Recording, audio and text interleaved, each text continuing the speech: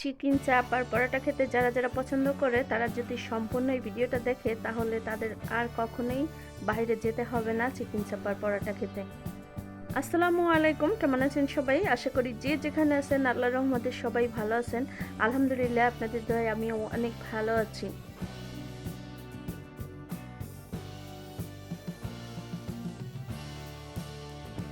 যারা যারা চিকেন চাপ আর পরোটা খেতে পছন্দ করেন তারা তারা অবশ্যই সম্পূর্ণ ভিডিওটা দেখবেন। চিকেন চাপের জন্য আমি এখানে কিন্তু বুকের মাংসটা নিয়ে নিয়েছি, আর মাংসটা আমি ভালো করে ধুয়ে পরিষ্কার করে রেখেছিলাম, কাটার পরে আবার ধুয়ে নেব। এবার মুরগির মাংসগুলোকে আমি পিস পিস করে কেটে নিব। তো আপনারা চাইলে কিন্তু দুই রকমের করে এই চাপগুলো বানাতে পারেন। আমি যেভাবে বড় করে এখন পিস করে কেটে নিচ্ছি, আপনারা চাইলে এভাবে বড় পিস করেও চাপটা বানাতে পারেন। আবার ছোট ছোট করে কেটেও আপনারা এভাবে একটু ছেঁচে তারপরে চাপটা বানিয়ে নিতে পারেন।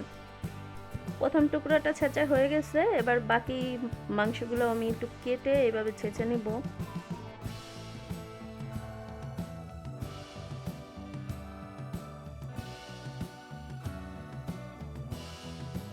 তো আস্তে আস্তে যে পিসগুলো ছিল সেগুলো কিন্তু ছেঁচে নিয়েছি। এবার যেই ছোট পিসগুলো আমি রেখে দিয়েছিলাম সেই পিসগুলোও আমি একটু এইভাবে কেটে ছোট ছোট করে ছেঁচে নিলাম।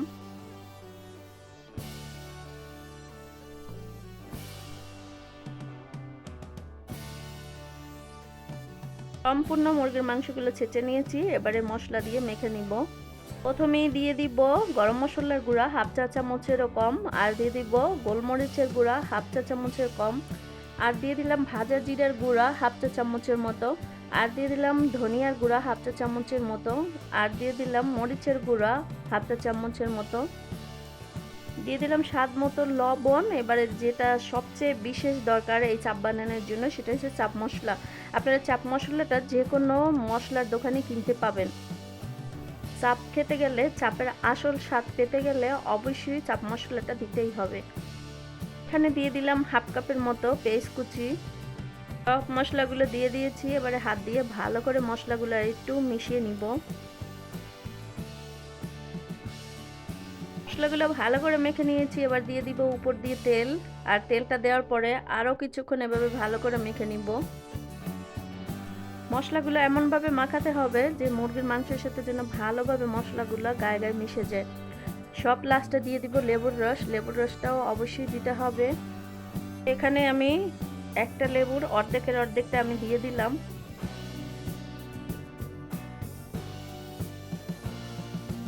লেবুর রসটা দেওয়ার পরে আরও কিছুক্ষণ এভাবে ভালো করে মিশিয়ে আধা ঘন্টার জন্য ঢেকে রেখে দিতে হবে। এবারে আমি পরাটা বানিয়ে নিব, আর পরাটার জন্য এখানে আমি 2 কাপ পরিমাণ ময়দা নিয়ে নিলাম, আর দিয়ে দিলাম স্বাদ মতো লবণ, আর দিয়ে দিব আমি 1 চা চামচের মতো চিনি। লবণ আর চিনিটা আমি একটু ভালো করে ময়দার সাথে মিশিয়ে নিচ্ছি। এবারে দিয়ে দিব রেগুলার রান্নার তেল, আর তেলটা দেওয়ার পরে ময়দার সঙ্গে এইভাবে করে ভালো করে মিশিয়ে নিতে হবে। একদম নরম সফট পরোটা খাওয়ার জন্য কিন্তু ময়দাগুলোকে এভাবেই ভালো করে মিশিয়ে নিতে হবে।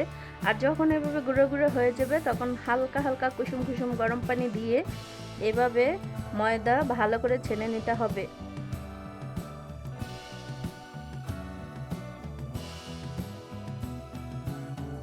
একসাথে ময়দার ভিতরে কখনোই পানি দিতে যাবেন না, অল্প অল্প পানি দিবেন, আর এভাবে করে একটা ব্যাটার তৈরি করে নেবেন। খুবই সুন্দর একটা ব্যাটার তৈরি হয়ে গেছে। এবারে ভালো করে কিছুক্ষণ এভাবে মতে উপরে তেল দিয়ে রেখে দিতে হবে আধা ঘন্টার মতো। হাতে সময় থাকলে আধা ঘন্টা বেশিও রেখে দিতে পারেন। এদিকে আধা ঘন্টার মতো মুরগির মাংসটা আমি রেখে দিয়েছিলাম। এবারে আমি চাপ বানিয়ে নিব। চাপ বানানোর জন্য আমি আগেই একটা সসপ্যান বসিয়ে গরম করে নিয়েছিলাম, তার ভিতরে আমি সামান্য কিছু তেল দিয়ে দিলাম, আর এর ভিতরে এখন আমি মুরগির মাংসগুলো দিয়ে দিব।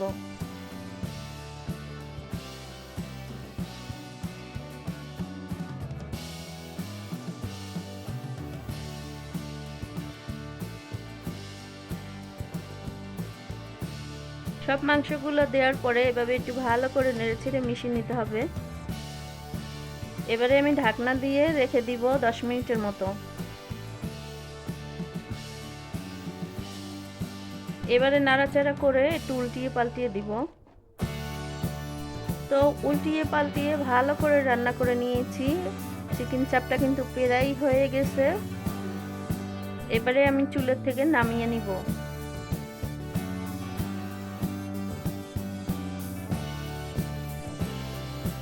চাপটা পুরোপুরি রেডি। এবারে আমি একটা সাইড করে রেখে দিব আর পরাটাগুলো বানিয়ে নিব।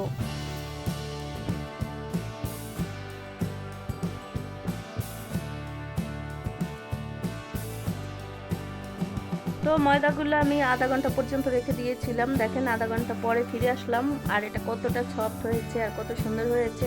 আপনাদের হাতে সময় থাকলে অবশ্যই আরও বেশি সময় রেখে দিতে পারেন, তাতে কিন্তু পরাটা আরও বেশি ভালো হবে, সফট হবে।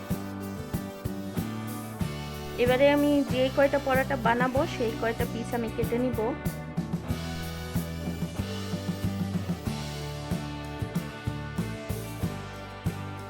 দুইটা ভাগে ভাগ করে নিয়েছিলাম। একটা সাইডে সব পিসগুলো হয়ে গেছে, বাকি সাইডটাও আমি পিস করে নিব।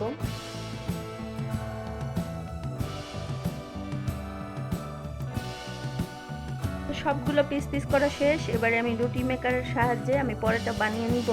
তো আপনাদের যদি এরকম রুটি মেকার ঘরে থাকে তাহলে কিন্তু অবশ্যই রুটি মেকার দিয়ে রুটিও বানিয়ে নিতে পারেন এবং সুন্দর সুন্দর পরোটাও বানিয়ে নিতে পারেন। এটা দিয়ে যে কত সুন্দর পরোটা হয় তা তো আপনারা নিজ চোখে দেখে অবশ্যই বুঝেছেন। তো এক এক করে পরোটা বানিয়ে নিয়েছি। এবার পরোটাগুলো ভেজে নিব।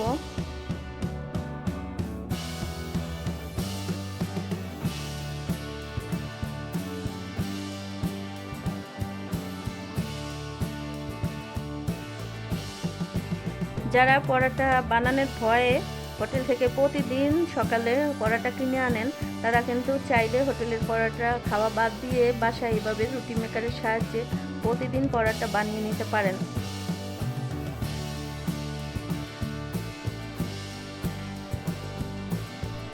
তো এইভাবে চেপে চেপে আমি পরোটাগুলো বানিয়ে নিব। এই পরোটাগুলো খেতে কিন্তু খুবই মজা হয় আর এবং অনেক সফট হয় এই পরোটা। তো রুটি মেকারে যদি আপনারা সিদ্ধ আটা দিয়ে রুটি বানানো দেখতে চান অবশ্যই কমেন্ট করে জানাবেন, আপনাদের সঙ্গে সিদ্ধ আটার রুটি বানানো শেয়ার করব। এবং সেই রুটি আপনারা চাইলে এক সপ্তাহ রেখেও খেতে পারবেন।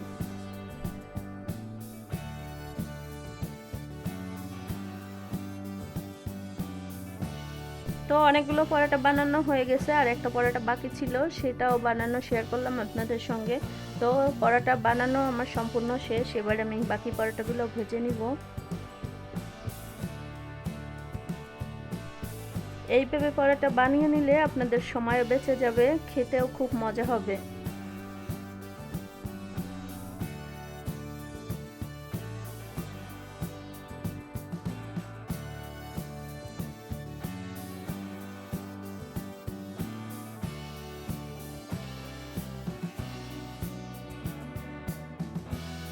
সব পরোটাগুলো ভাজা শেষ।